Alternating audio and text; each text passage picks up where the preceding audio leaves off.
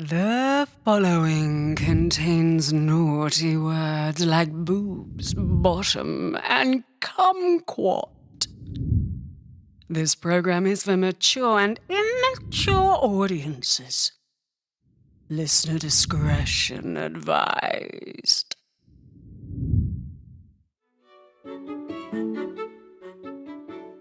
Hello, friends. Welcome back to Lusty Literature. I'm Julia Robertson. Today we're going to talk about the novel Fanny Hill, starring more seamen than in the US Navy and more tits than you'll spot at a... Indeed, Fanny Hill is so naughty that when it was first published in England in the Bishop of London was so incensed by its contents, he wrote to the Secretary of State demanding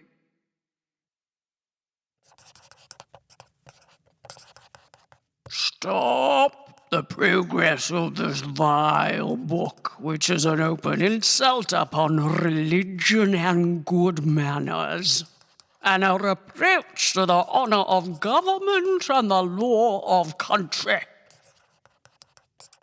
But it took more than 10 years for Fanny Hill to be banned despite the bishop's words. The later decision arising because the second edition had illustrations. So who wrote this filth? Was it the devil itself? John Cleland was born in England in 1710, into a family with literary connections. John Cleland's father, a civil servant, friends with Alexander Pope, the second most quoted writer in the Oxford Dictionary of Quotations, whose sayings include, "To err is human, to forgive divine," and "Fools rush in where angels fear." Whilst John Cleland's mother was pals with the first Viscount Bolingbroke, founder of the news. But considering young John Cleland had access to these literary luminaries, he followed the money upon leaving school, travelling abroad to work for the East India Company, that back then accounted for roughly half of the world's trade. But despite John Cleland's ascension in that behemoth's ranks, he grew homesick, yearning with each year for cooler nights in which, when naked asleep, mosquitoes would not exsanguinate his sore.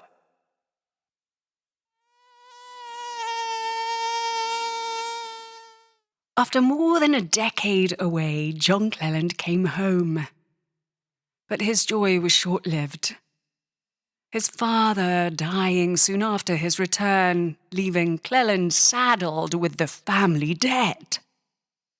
To pay creditors, Cleland began working as a journalist. But then, as now, that profession was... And it wasn't long, therefore, until he found himself a resident inside of London's notorious that once housed poet John Donne. And it was in prison, over the course of a year, that Cleland wrote and re-edited his manuscript for Fanny Hill. Cleland praying that this opus of gymnastic carnality and gargantuan cocks would grant him freedom, fortune. Cleland hopeful for sales, since back then erotic novels had been selling like hotcakes on both sides of the English Channel, due to the popularity of French libertine novels like La Vie de Marion by Marivaux. But when Fanny Hill eventually came out, it was its publisher, Richard Griffiths having acquired the book's rights in exchange for securing Cleland's release from prison. Subsequent saucy novels by Cleland failed to sell as well, since by then the sexy book market had become saturated. Perhaps explaining why, when Scottish biographer James Boswell described John Cleland's character, he wrote that he was a, quote, sly old malcontent.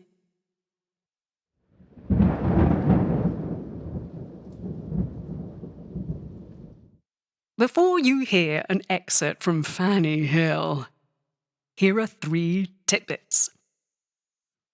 The novel Fanny Hill tells the tale of a naive country girl in dire need of paid work, following the unexpected deaths of her parents. But upon reaching London, Fanny is hoodwinked into ye oldest profession by a wily brothel madam. But over the course of the book, Fanny discovers she has quite the talent for her work, and hence, it's not long before she gets herself a wealthy patron. Tidbit 2. Male characters in Fanny Hill possess comically massive schlongs. One chap's chap is so big, he's described as having a, quote, stiff, staring truncheon, whilst another man's willy is so huge it apparently resembles the notorious fescue, a type of grass that apparently grows up to 2 meters long. And in the excerpt you'll hear, the young male servant who Fanny sets out to seduce in her boudoir has an engorgement so up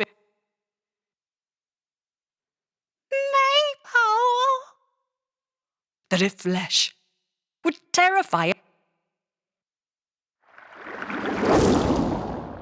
Final tidbit. The character name, Fanny Hill, is alas not a double entendre in the style of James Bond's friends Pussy Galore and Dr. Goodhead. For, according to Random House's Historical Dictionary of the English only began using the word fanny for vulva in the 19th century, and the novel Fanny Hill was written. Now, please enjoy our excerpt.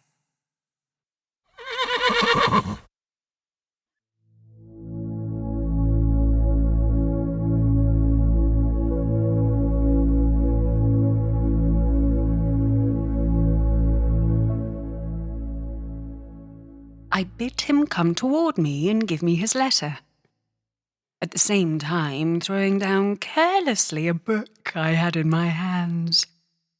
He coloured and came within reach of delivering me the letter, which he held out awkwardly enough for me to take, with his eyes riveted on my bosom, which was, through the designed disorder of my handkerchief, sufficiently bare and rather shaded than hidden. I, smiling in his face, took the letter and immediately catching gently hold of his shirt sleeve, drew him toward me, blushing and almost trembling, for surely his extreme bashfulness and utter inexperience called for at least all these advances to encourage him. His body was now conveniently inclined toward me, and just softly chucking his smooth, beardless chin, I asked him if he was afraid of a lady. And with that, taking and carrying his hand to my breasts, I pressed it tenderly to them. They were now finely furnished and raised in flesh, so that, panting with desire, they rose and fell in quick heaves under his touch. At this, the boy's eyes began to lighten with all the fires of inflamed nature, and his cheeks flushed with a deep scarlet. Tongue-tied with joy, rapture, and bashfulness, he could not speak. But then his looks, his emotion sufficiently satisfied me that my train had taken, and that I had no disappointment to fear. My lips, which I threw in his way, so as that he could not escape kissing them, fixed, fired, and emboldened him. And now, glancing my eyes towards that part of his dress which covered the essential object of enjoyment, I plainly discovered the swell and commotion there.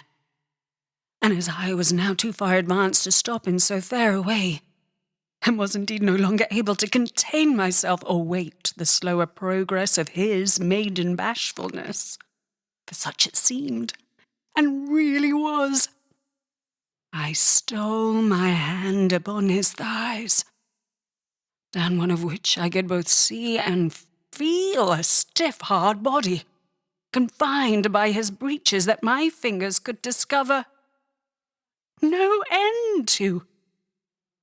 Curious, then, and eager to unfold so alarming a mystery, playing, as it were, with his buttons, which were bursting right from the active force within, those of his waistband and fore-flap flew open at a touch, when out it started. And now, disengaged from the shirt, I saw with wonder and surprise what? Not the plaything of a boy, not the weapon of a man, but a maypole of so enormous a standard that, had proportions been observed, it must have belonged to a young giant. Its prodigious size made me shrink again. Yet I could not without pleasure behold and even venture to feel such a length, such a breadth of animated ivory, perfectly well turned and fashioned, the proud stiffness of which distended its skin, whose smooth polish and velvet softness might vie with that of the most delicate of our sex, and whose exquisite whiteness was not a little set off by a sprout of black curling hair round the root, through the jetty sprigs of which the fair skin showed, as in a fine evening you may have remarked the clear light ether through the branchwork of distant trees or topping the summit of a hill. Then the broad and bluish casted incarnate of the head, and blue serpentines of its veins altogether composed the most striking assemblage of figure and colours in nature. In short, it stood an object of terror and delight. But what was yet more surprising, the owner of this natural curiosity was hitherto an absolute stranger, in practice at least, to the use of all that manhood he was so nobly stocked with. And it now fell to my lot to stand the first trial of it, if I could resolve to run the risks of its disproportion to that tender part of me which such an oversized machine was very fit to lay in ruins.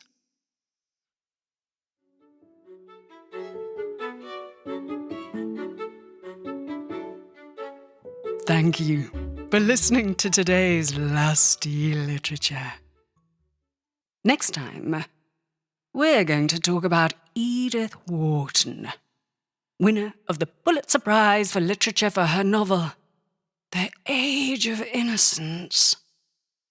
But Edith, in addition, wrote ravishing poetry, with one of her poems inspired by her real-life affair. Until then, goodbye.